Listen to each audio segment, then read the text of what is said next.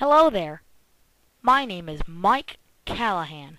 As you can tell, I am what is stereotypically defined as an uncool nerd, which is exactly why I am here to teach you about the history of the atom and the technology advances that have helped us form the final model of the atom.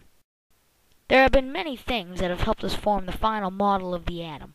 We weren't able to test our theories about the atom and get accurate results from our experiments until Alessandro Volta invented the first electric battery in 1800. After this, scientists could see the electrical currents without having to use static electricity as a power source.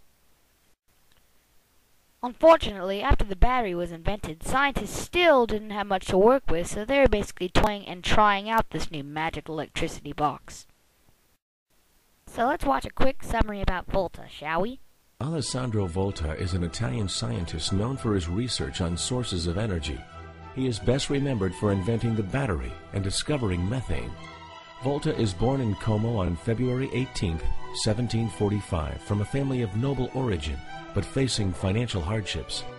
After studying humanities, he dedicates himself to physics and chemistry, teaching himself. Shortly after having turned 20, he writes an important treatise on electricity in Latin.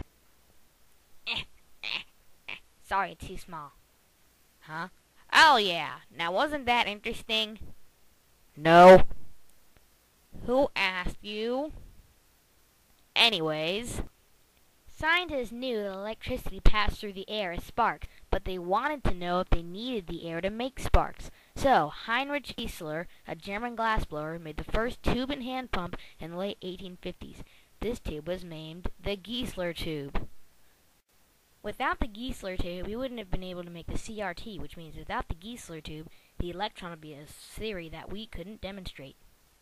Speaking of the CRT, shortly after the Giesler tube, William Crookes made another tube with less air pressure.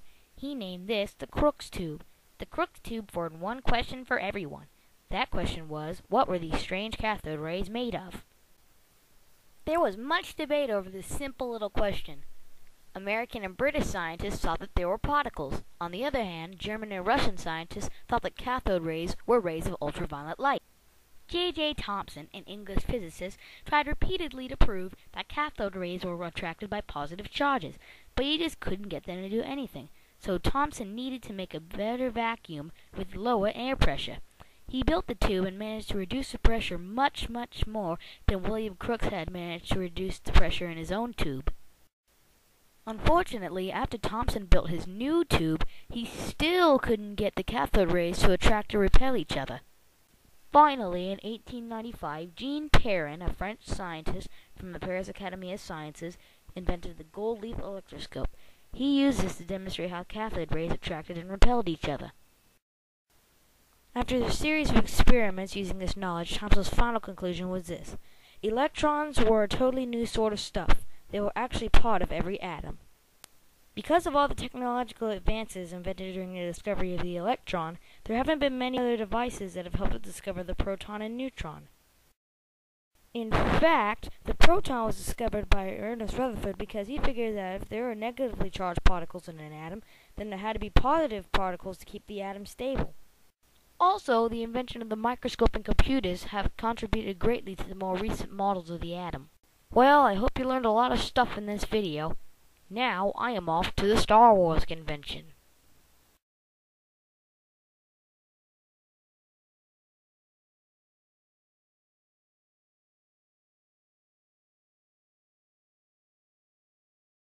This has been a Kitty Claw Studios production.